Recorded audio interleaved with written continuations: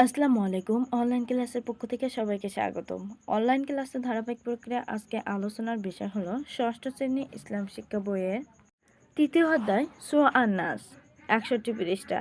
পরিচয়: কুরআন মাজিদের সর্বশেষ সূরা আন-নাস। তাহলে কুরআন মাজিদের সর্বশেষ সূরা কোনটি? সূরা আন-নাস। আর সর্বপ্রথম সূরা আল-ফাতিহা। এই সূরাটি কুরআন মাজিদের ১১৪তম সূরা। তাহলে এই সূরাটির অবস্থান কত? ১১৪তম। সূরাটির সপ্তম হিজরতে মদিনায় অবতীর্ণ হয়েছে। মদিনায় অবতীর্ণ হয়েছে কবে? সপ্তম হিজরতে। সূরা আন-নাস এর আয়াত সংখ্যা হচ্ছে ৬টি। সূরা আন-নাসের আয়াত সংখ্যা কয়টি? ৬টি। সূরাটির নামকরণ করা হয়েছে সূরার ব্যবহৃত আন-নাস শব্দ দ্বারা। তাহলে সূরাটির নামকরণ কিভাবে করা হয়েছে? আন-নাস শব্দ দ্বারা। অভিশপ্ত বিতাড়িত শয়তানের অনিষ্ট থেকে কিভাবে বাঁচা যাবে তা এই সূরায় আলোচনার বিষয়। তাহলে এই সূরায় আলোচনার বিষয় কি? অভিশপ্ত বা বিতাড়িত শয়তানের অনিষ্ট থেকে কিভাবে বাঁচা যাবে তা এই সূরায় আলোচনার বিষয়। শব্দার্থ: কুল শব্দের অর্থ আপনি বলুন বা তুমি বলো। আউযু আউযু শব্দের অর্থ আমি আশ্রয় প্রার্থনা করছি, আশ্রয় চাই, আমি সাহায্য চাই। রব্বু শব্দের অর্থ প্রতিপালক বা পালনকারী বা রব। আন-নাসু অর্থ মানুষ বা মানবজাতি। মালিকু অর্থ মালিক বা অধিপতি। ইলাহি অর্থ ইলাহা বা মাবুদ বা উপাস্য। মিন শব্দের অর্থ হতে বা থেকে। শব্দের অর্থ অকল্যাণ, অনিষ্ট বা ক্ষতি। ওয়াসু অর্থ কুমন্ত্রণাদাতা, খারাপ কাজের পরামর্শদাতা। আল খন্নাস শব্দের অর্থ আত্মগোপনকারী, যে নিজেকে লুকিয়ে রাখে। আল্লাজি অর্থ যে। ওইসু অর্থ কুমন্ত্রণা দেয়। সুদু অর্থ বক্ষসমূহ বা অন্তঃসমূহ। আল জিন্নাতু অর্থ জিন। বিসমিল্লাহির রহমানির রহিম। পরম দয়াময় আল্লাহর নামে শুরু করছি। কুল আউযু বিরাব্বিন নাস। বলুন আমি আশ্রয় চাই মানুষের প্রতিপালকের।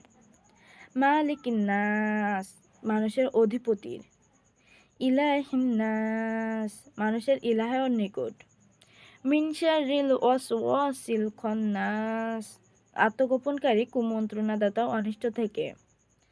আল্লাজি ইউওয়াসওয়িসু ফি সুদুরিন নাস যে কুমন্ত্রণা দেয় মানুষের অন্তরে। মিনাল জিন্নাতি ওয়ান নাস জিন ও মানুষের মধ্য থেকে।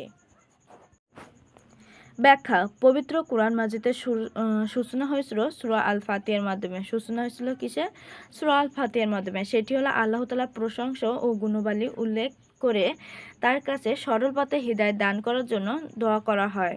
কিন্তু সরল পথ চলার ক্ষেত্রে শয়তানের পক্ষ থেকে অনেক বাধা বা কুমন্ত্রণা আসে। তাই কুরআন মাজিদের সর্বশেষ সূরা আল্লাহ তাআলা আমাদেরকে শিখিয়ে দিয়েছেন কিভাবে আমরা শয়তানের অনিষ্ট বা ধোঁকা থেকে নিজেদেরকে বাঁচাতে পারি। সূরা আন-নাস প্রথম ৩টি আয়াতে আল্লাহ তাআলার ৩টি গুণবাচক নাম উল্লেখ করা হয়েছে। এগুলো হলো প্রতিপালক, মালিক, উপাস্য। তাহলে সূরা আন-নাসের প্রথম ৩টি আয়াতে কি হয়েছে? আল্লাহ তাআলার ৩টি গুণবাচক নাম উল্লেখ করা হয়েছে। গুণবাচক ৩টির নাম হচ্ছে প্রতিপালক, মালিক, উপাস্য। প্রকৃতপক্ষে এই ৩টি গুণ আল্লাহ তাআলা ছাড়া অন্য কাউকে সত্তার জন্য হতে পারে না। আল্লাহ তাআলার গুণাবলী উল্লেখ করে তার প্রশংসা ও স্তুতি করে তার কাছে অভিশপ্ত শয়তানের ধোঁকা অনিষ্ট থেকে আশ্রয় চাওয়া হয়েছে। মানুষের নিজের ক্ষমতা শক্তিকে শয়তানের অনিষ্ট থেকে বাঁচার পরে না আল্লাহ তাআলার সাহায্য থাকলে শয়তানের ধোঁকা অনিষ্ট থেকে বাঁচা সম্ভব। মহানবী সাল্লাল্লাহু আলাইহি ওয়াসাল্লাম বলেন, কোন শিশু যখন জন্মগ্রহণ করেন শয়তান তখন তার অন্তরে চেপে বসে থাকে। বড় হয়ে সে যদি আল্লাহর স্মরণ বা রিজিক করে তাহলে শয়তান অদৃশ্য হয়ে যায়। আর যদি আল্লাহর স্মরণ না করে তাহলে সে শয়তানের অন্তরে কুমন্ত্রণা দেয়। মানুষকে কুমন্ত্রণা দেয় শয়তান দুই ধরনের। তাহলে যেসব শয়তান মানুষকে কুমন্ত্রণা দেয় তার ভিতরে কয় ধরনের? 2 ধরনের। এক প্রকার শয়তানকে দেখা যায় না, তারা অদৃশ্য হয়ে থাকে, কুমন্ত্রণা দেয়। আর তারা হচ্ছে জিন শয়তান। তাহলে জিন শয়তানকে যারা হচ্ছে কুমন্ত্রণা দেয় তাদের দেখা যায় না। আর অন্য প্রকার শয়তান হচ্ছে মানুষের মাঝে। শয়তানও মানুষকে খারাপ কাজ করতে উৎসাহ বা জোগা বা ধোঁকা দেয়। মানুষের মতো শয়তান বলতে হচ্ছে তোমার কোনো এক ফ্রেন্ড হচ্ছে বিড়ি বা সিগারেট খায়, তো এটা আমাদের ইসলামী ভাষা হচ্ছে নিষিদ্ধ, ধূমপান করা নিষিদ্ধ। তো তোমার হচ্ছে সেই ফ্রেন্ড খায় বলে তোমাকেও ডেকে নিয়ে গেছে, নিয়ে খাওয়াচ্ছে, তাহলে সে শয়তানে তার কুমন্ত্রণার পরে তুমিও শয়তান হয়ে গেছো, পাপ কাজে লিপ্ত হয়ে গেছো। উভয় ধরনের শয়তান মানুষকে ধোঁকা দিয়ে আল্লাহর অনুগত ফিরিয়ে রাখে, আল্লাহর ইবাদত থেকে ফিরিয়ে রাখে, ভালো কাজ থেকে বাধা প্রদান করে। আল্লাহ তাআলার সাহায্য ছাড়া শয়তানের ধোঁকা থেকে বাঁচা যায় না। সূরা আন-নাস এই 2 প্রকার শয়তান থেকে আল্লাহর কাছে আশ্রয় প্রার্থনা শিক্ষা দেওয়া হয়েছে।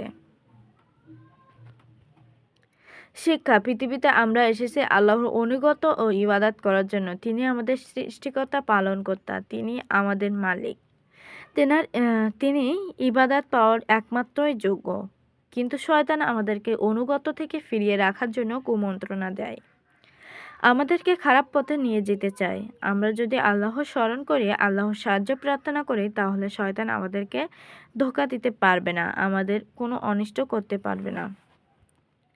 ধন্যবাদ সবাইকে সাথে থাকার জন্য। পরবর্তী ক্লাস দেখার জন্য আমন্ত্রণ রইল। যারা এখনও চ্যানেলটিকে সাবস্ক্রাইব করেনি দ্রুত সাবস্ক্রাইব করে পাশে থাকুন। ধন্যবাদ সবাইকে।